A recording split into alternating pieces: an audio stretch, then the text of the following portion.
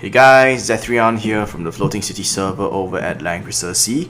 It's already Thursday, so I got to stop procrastinating and clear the timeless trial so that you guys can see what the time laws are as soon as possible. So we're gonna dive straight into S1, where the time law is basically if the enemy is battling against cavalry and flyer units, they will have a stat increase of 50%. If you look up here, thankfully most of these enemy units are actually cavalry.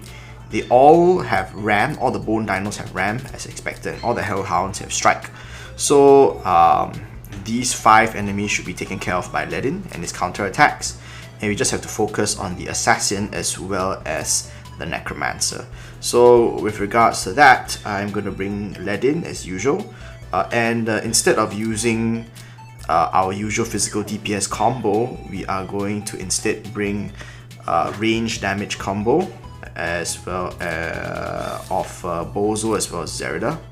Bozo is mainly here just to help faction buff Zerida, who will be bringing her Bloodthirster skills.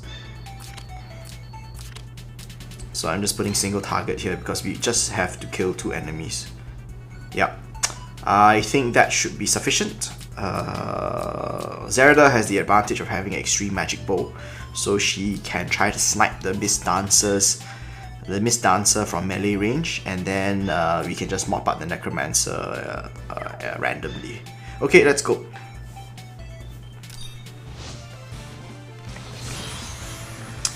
So far Zerida hasn't failed me yet with regards to her efficacy in killing enemies, but if she does need a bit of help, there is always Tiaris with her attack blessing. So we're gonna move up. No need to Bloodthirster now. We are just gonna. Should we miracle this turn or the next? I think the next. Yeah, let's just do it the next turn. Assassin moves forward. What I'm really counting on is the cavalry outpacing the ranged units, so that by the time that all the ranged units catch up to our group, most of them should be dead. Oh, not that. Here, okay, so we definitely need to Sage just because of how many bone dinos there are, but because of how effective Phalanx troops are, I don't actually see much of a problem. We want to try to get them all if we can. Maybe that's a bit too ambitious, but I think it's possible, so we need to place someone here. Right, so that would be Ledin, you can come up here I suppose. Or should I move Liana first? Liana, can you move here? So I want to get this last Hellhound. I'm gonna move Liana here. Ledin will move up here and Divine Guard. We're gonna move Zerida up over here. And we are gonna Bloodthirster because I anticipate that we will be doing something with her the next round. We need to Sage Ledin, remember. So we are gonna move up over here. Should we attack the cavalry units? Nah. Let's just stay put. I don't think it's necessary. Lastly, we're gonna Miracle up and Sage Ledin at the same time. Obviously this approach is dependent on your Ledin being able to kill and tank everything that's coming his way. Shouldn't be a problem. Cavalry are easy prey for Ledin, as you can see. That's Ram, that's fine. Healing Knight heals back up all the damage taken. So in one fell swoop, we will eliminate all of the cavalry units. Good. Excellent. There we go. 3 down, 2 to go. No problems there. 4 down, 1 to go. And that will be the last cavalry unit charging valiantly into oblivion. Excellent. Okay. So, oh, that's surprising. Oh, that's right, because I didn't get the hide and seek bonus. Oh, drats. That rather screws up my plan, doesn't it? Tell you what, I'm going to cheat, as I always do. So last round, I'll switch on danger zone so that I can see exactly where she can go. I guess here would be good. And then we will carry on with the rest of the deployment as per last round. I'm sorry to make you watch that again.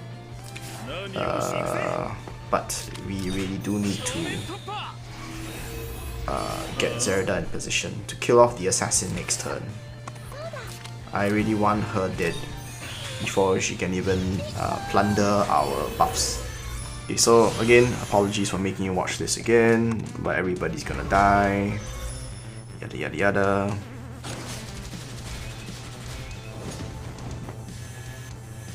I'm not sure if I said this before, but Tiaris at 6 stars is a definite upgrade for PvE. Having that certain healing after every single attack just tops Ledin off, keeps him healthy and keeps him tanking to the point where, you know, if you would normally be worried about attrition with each strike wearing down a few troops at a time, that is completely negated by this approach. Okay, so all bone dinos dead, and we do have Zerida's increased movement from hide and seek. Unfortunately, we're not going to be able to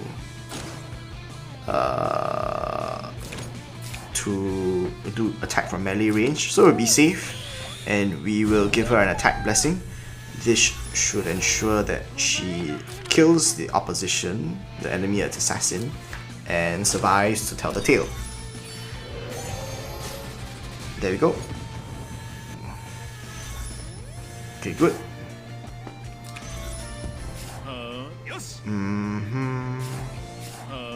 I actually don't really care now what actually happens, but we're gonna try to see whether we can kill off this necromancer in one turn. We can with Lianas again. So let's have Bozo do his thing. With the sorceresses at full health, the troops alone will be able to finish off the last enemy. So not bad. Turn 2 finish. Apologies for the clock abuse, but you know, this is timeless trial. It's to be expected. SS2, after taking action against a shield, damage. Oh crud. Let me see the map. It's a split map. No, it's not a split map. Okay, it's not a split map. That's fantastic. So we are going to do our usual lame stuff. Like that, like that, like that. I'm sorry, I'm not being very descriptive. I'm just saying like that, like that. And what I mean by that is I am planning my usual tactics of having Leon kill off 2 enemies at the start. We are gonna Divine Guard. Yeah, let's just Divine Guard. My priorities might be surprising because I am actually going to want to kill off Decay. Sorry, the Archer, who will apply a Decay, which prevents us from receiving buffs. That's a no-no because we really need Healing Light to survive. So I am going to kill her first, as you can see. Hopefully this is enough with attack blessing without the skill, and it is. Oh dear. I can't reach, no! Okay, we gotta rewind that. Unfortunately, Tiaris is standing in the spot where I need to go. So I've gotta move her over here and attack blessing him from here instead. Can I reach? I still can't reach. Got to put it down. I'm sorry. This is obviously not very well planned, is it? So I need Liana to eventually end up there. So Ultimula needs to come here. Faction buff. Tiaris comes here. Attack blessings. Leon. I'm gonna kill off the archer. Even with the attack break, that's not enough to save the archer. We're gonna move next to Ledin so that Liana can again Leon and give him a shield. And now we are going to assault and attack pressing this skeleton master. The main reason why I picked this mob to kill first among everything else that we could have chosen is because if he applies curse on Ledin and we no longer can heal from healing light, that will be the end of us. So he needs to go, he needs to die first. So Ledin is going to take lots of damage from the lobster. Hopefully he can survive the assault of the Harpy Queen. Oh dear, he can't.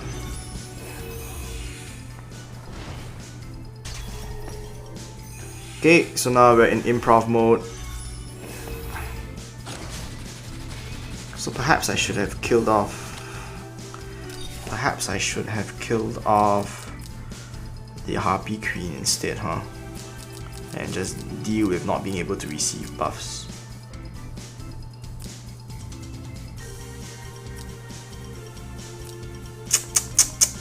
Decisions.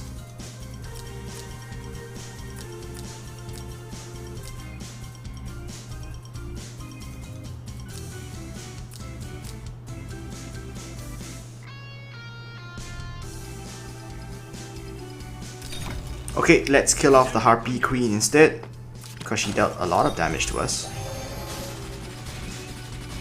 And let's see whether the outcome will be slightly better, hopefully.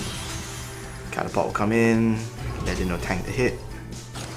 So many defense breaks, so annoying. The lobster comes in. Okay. So it's the two defense breaks in a row that's really challenging. We obliterate the Skeleton Master because of Holy Ledin's type advantage. Okay, great. He doesn't even attack us. Okay, so that was obviously a lot preferable, a lot more acceptable an outcome rather than what happened last turn. Ledin will finally faction buff. It's getting a bit crowded here. So I'm going to attack the Lobster Behemoth and retreat so that Ultimiller can do his thing. Hopefully weaken off the Lobster Behemoth a bit more such that our counter attack... Oh great! Maybe this time we'll actually bother killing him. No, he won't. Okay, anyway, prayer up. Nice and healthy, and we might as well just miracle up. Okay, we're miracled up, we're good to go. So we time the catapult hit, that's fine. We did it once, we can do it again. Now he has a higher defense value, there's no defense break. We should be able to kill off the Lobster Behemoth this turn. There we go. And then the Merman is gonna go down to Ledin. Ooh, very, very close thing there. Okay.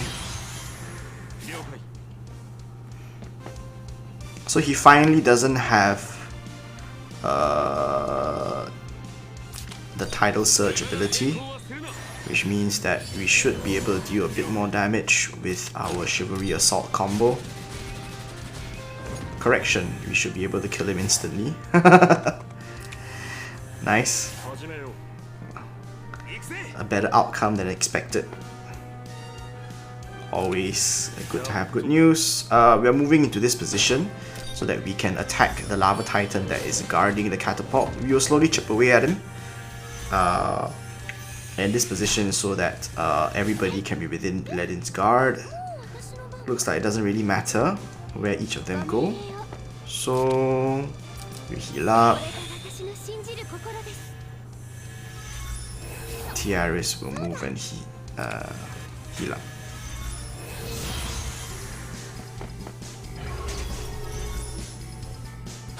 So we don't have a Divine Guard up this turn, but doesn't matter because it's a ranged enemy that's attacking us. And even if Divine Guard were up, this Lava Titan's defense is rather thick. He's a thick boy.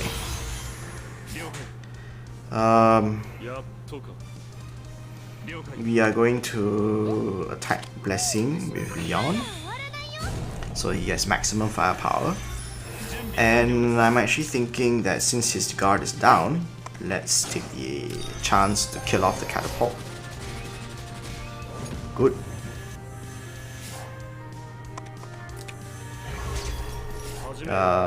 Ledin is gonna Divine Guard because he can. We have an attack blessing on Leon still, so I'm gonna Tactical Mastery.